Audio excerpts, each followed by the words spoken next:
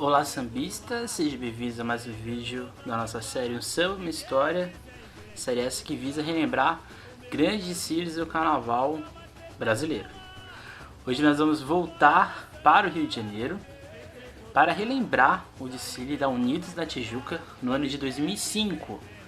Ano em que ela entrou por um lado, saiu pelo outro e falou da imaginação, desde os contos infantis até a imaginação de sonhos que a gente quer que se tornem realidades. Então venha conosco relembrar a história desse desfile tijucano que começa lá em Cervantes e vai terminar no Borel.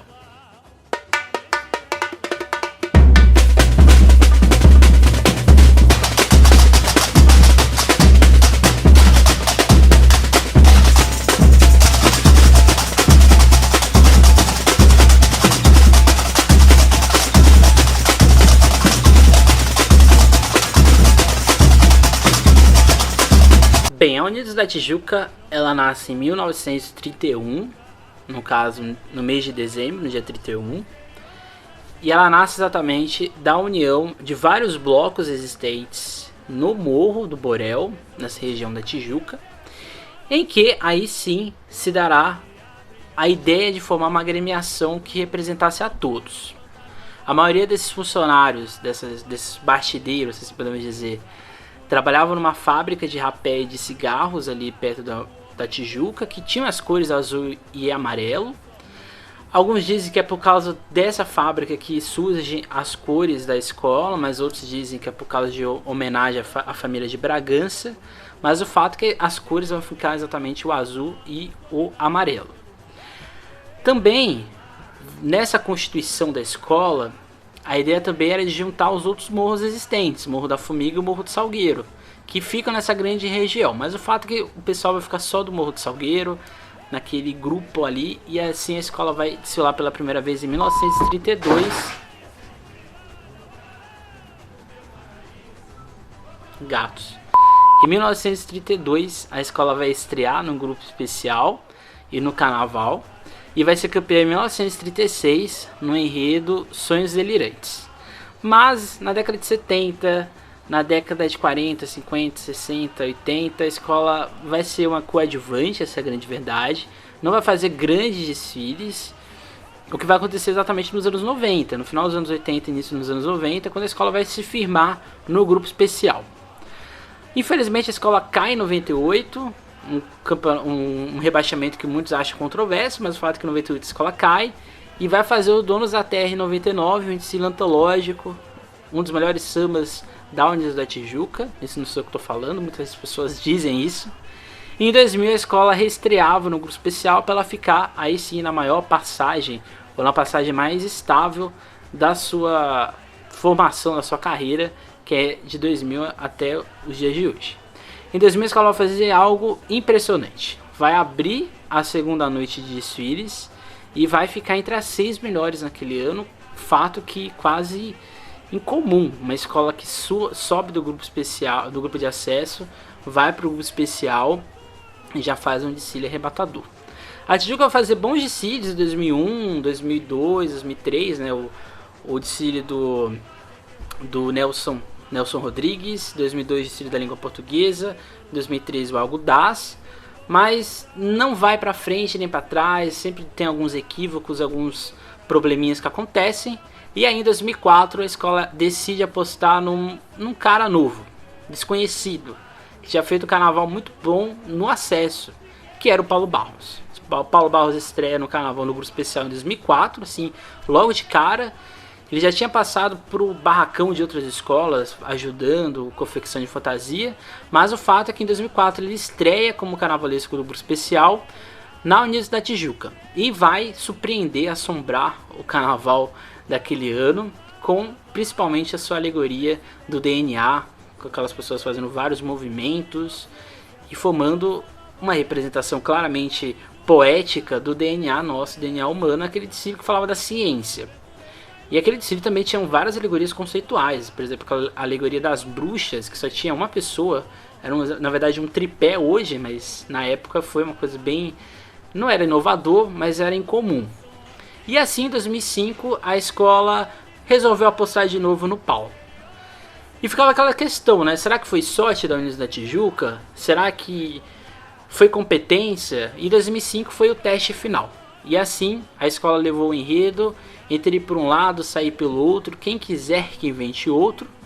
A escola em si iria falar dos imaginários. O imaginário infantil, o imaginário literário, o imaginário de cinema, o imaginário religioso, na ideia do céu e do inferno, e o imaginário que se realiza no cotidiano. A ideia em si era visionária, era, vamos dizer assim, bastante interessante. Não era um enredo patrocinado, e eu falo isso porque existe uma matéria do Globo em que o presidente Fernando Horta disse que a escola não faz enredo patrocinado, o que de fato aconteceu, né, tanto em 2004 quanto em 2005, o que possibilitou a escola fazer grandes desfiles, principalmente nessa lógica da imaginação e da espontaneidade dos carnavalescos, principalmente do Paulo Barros. Então assim a gente chega no desfile de 2005, era uma escola que vinha badalada e que ia tentar abocanhar os títulos, ou mais um título segundo a sua carreira. Mas antes, nós vamos ouvir o samba enredo da Escola do Borel, lá do ano de 2005.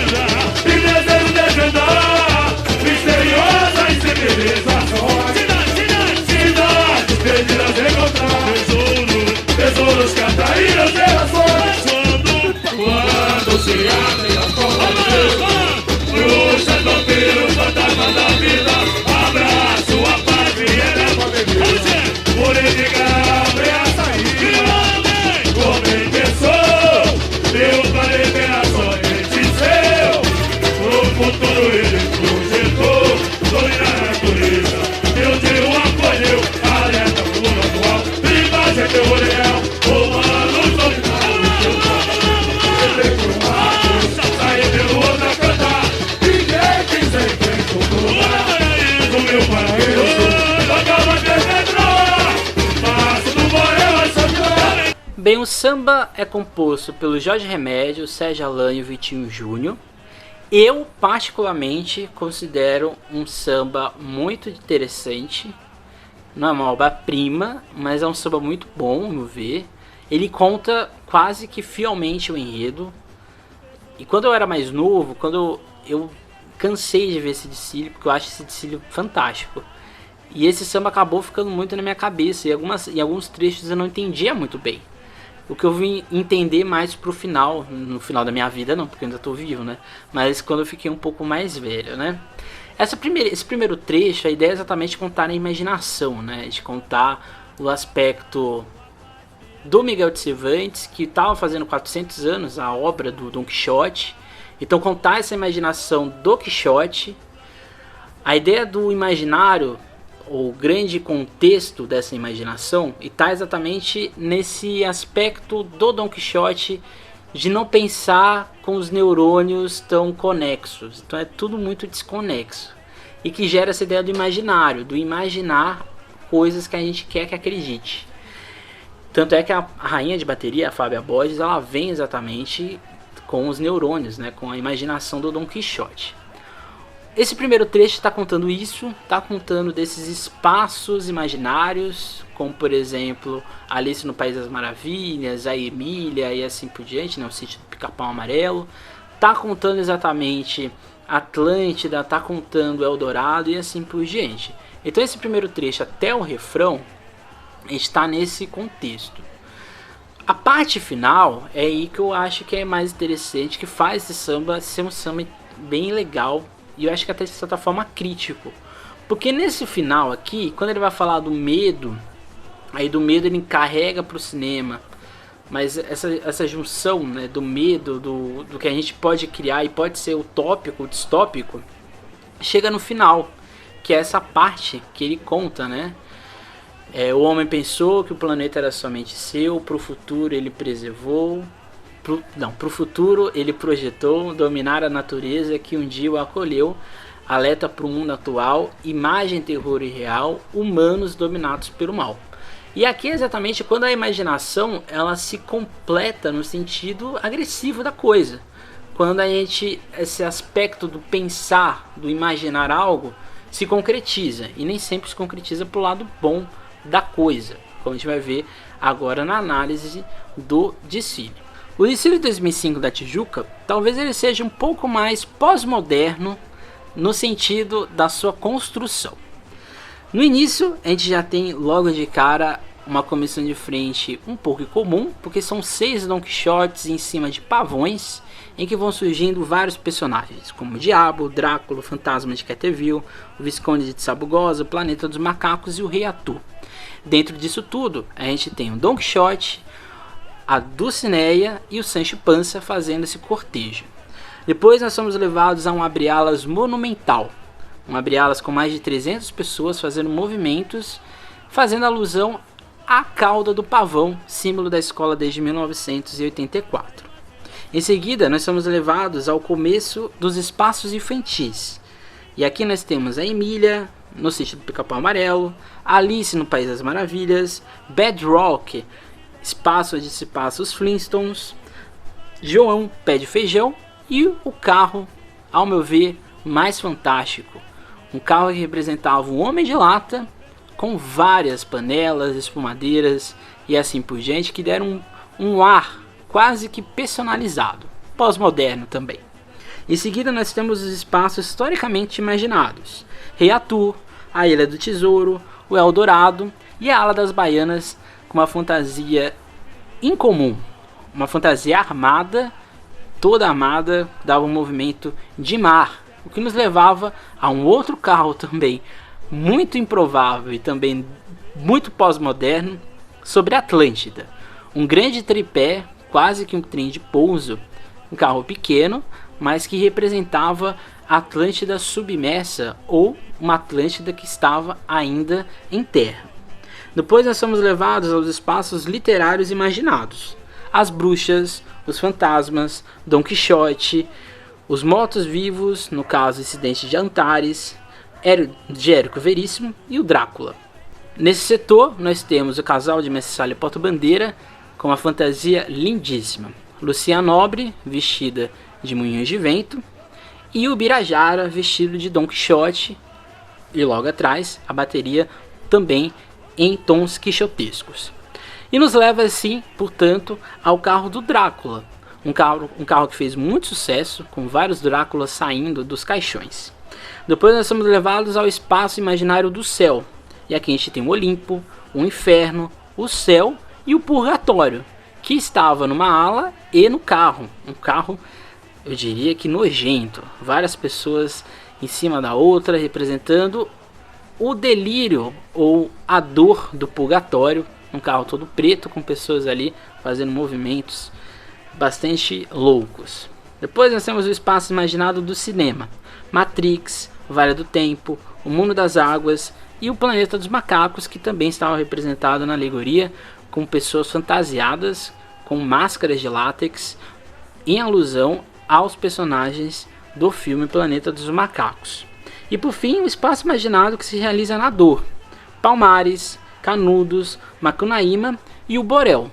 Nesse setor, Paulo Barros diz que nem sempre a imaginação nos leva a coisas positivas, em que nesses ataques o imaginário ele também pode se tornar um refúgio para um sonho, que pode ser utópico ou não, como a República de Palmares, Canudos e assim por diante. O que nos leva ao último carro, o Borel. Um Borel todo prateado, representando Shangri-La, um paraíso também distópico, mas um paraíso que eu acho poético, pois aqui a escola coloca o Borel como o único lugar possível para se ter paz e harmonia na Terra.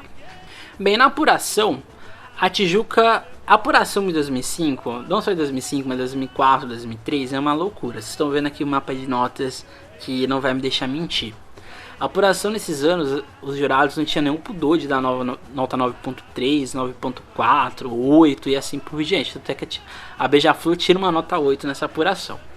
Mas o fato é que a Tijuca vai nota a nota disputar com a Beija-Flor o título. E assim, por 1/10, a Tijuca ficou atrás da Beija-Flor. O fato é que qualquer uma das duas que vencesse poderia tranquilamente ser justo, porque a Beija-Flor também fez um desfile avassalador naquele ano. Mas o fato é que a Tijuca marcou mais. A Tijuca vai ganhar o seu primeiro estandarte de ouro de melhor escola naquele ano, em 2005. Ainda ganhou o estandarte o Vantuí como melhor intérprete e o Paulo Barros, no caso, não ele como carnavalesco, mas como melhor enredo naquele ano. Paulo Barros tinha sido a melhor revelação em 2004. Então ele manteve, vamos dizer assim, o seu grau de títulos ali de estandartes de ouro. Ao meu ver, a Tijuca nesse período, né, porque no início, né, a gente coloca porque o Paulo Barros já é um carnavalesco crítico, né? Porque eu acho que o Paulo Barros ele tem um jeito diferente de fazer uma reflexão de sociedade. E aqui não é que estou falando que é igual, tá, gente? É similar. Eu acho que a ideia que ele coloca do imaginário faz lembrar um pouco o Joãozinho 30. O Joãozinho 30 ele pegava uma coisa assim e transformava em outra. Por exemplo, o desfile da Alice, feito na Beija-Flor, que é uma loucura. Ninguém entende aquele desfile, mas a gente entende que é uma crítica. É uma crítica ali nas entrelinhas. Coisa que o Paulo Barros faz aqui em 2005, porque no final do desfile ele joga que o espaço imaginado também é um espaço de resistência. É um espaço de se colocar e de se portar, nem que seja numa utopia, um lugar de alegria, um lugar de paz, um lugar de harmonia. Então acho que o Paulo Barros é que fazendo essa emenda, né? Porque pro próximo carnaval ele tem aí exatamente o desafio de fazer 2 enredos críticos, né? Tanto em São Paulo como no Rio. E eu acho que ele já tem essa base. É só que a gente não repara muito, a gente fica muito no visual, mas o narrativo do Paulo Barros é crítico. É só a gente dar ali uma olhada nas entrelinhas. Eu encerro esse vídeo com um trecho da sinopse de 2005. A imaginação desafia o homem a mudar sua realidade. Era uma vez um lugar onde reinava a paz, a pureza, a sabedoria, a fartura e a justiça, como a utópica Shangri-La. Dizem que esse paraíso ficava no monte, localizado em uma cidade maravilhosa, cercado de praias e de natureza exuberante. Lá vivia um povo capaz de grandes conquistas e que tinha um segredo para atravessar as portas, entrar por um lado, sair pelo outro. Contam que esse lugar se chamava Borel. Então eu encerro esse vídeo, fazendo uma homenagem exatamente ao Borel, que aparece no final do desfile da Tijuca de 2005. E é isso, gente. Qualquer questão, qualquer dúvida, qualquer outro complemento que vocês queiram colocar aqui no vídeo, é só colocar aqui nos comentários. Não deixem de seguir o Sambistas da Depressão nas suas redes sociais, Instagram, Facebook, Twitter. Não deixe de acessar nosso site também. Aqui no YouTube, não deixe de se inscrever no nosso canal, de curtir esse vídeo, de compartilhar caso você queira, e também de se inscrever e de apertar o sino de notificações. Se você quiser saber mais informações do Carnaval de São Paulo, é só você seguir minhas redes sociais, é nosso Carnaval SP, ou meu podcast Sampa Samba, associado à Sociedade Amantes do Samba Paulista, a SASP. Então é isso, gente. Até mais. Tchau. Nunca esqueçam de se imaginar e de imaginar sonhos possíveis. E também nunca esqueçam de sambar.